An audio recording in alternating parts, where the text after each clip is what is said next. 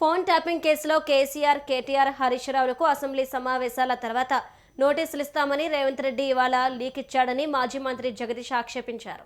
ప్రభుత్వం ఏర్పడ్డ మొదటి రోజు నుంచే దీని గురించి మాట్లాడుతున్నారని ఎద్దేవా చేశారు.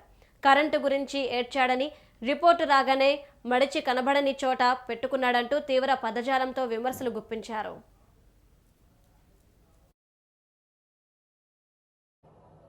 టెలిఫోన్ ట్యాపింగ్ కేసులో కేసీఆర్కు నోటీసు, కేటీఆర్ నోటీసు, హరీష్ రావుకు నోటీసు ఇస్తున్నారు.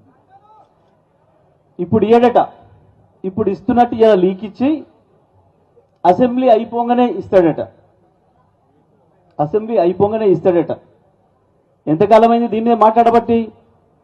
వాడు ప్రభుత్వం ఏర్పడ్డ మొదటి రోజు నుంచి దీని గురించి ఏడవని రోజు లేదు. వాడు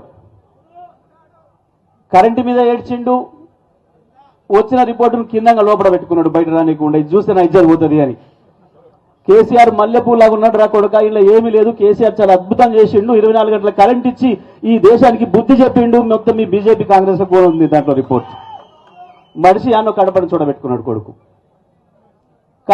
కాళేశ్వరం ఎగిరిండు. కోర్టు చూసింది, ఇంట్లో ఏం లేదురా, నీ ముఖం నీ ముండ ఏముంది, ఇంట్లో బ్రహ్మాండంగా కట్టిండు కాళేశ్వరం కేసీఆర్, నీ కనీసం చేతగాట్లే రిపేర్ చేయడానికి అని చెప్పి ఆడ వాడు దొబ్బింది. ఈ ఫార్ములా ఆ ఫార్ములా అన్నాడు.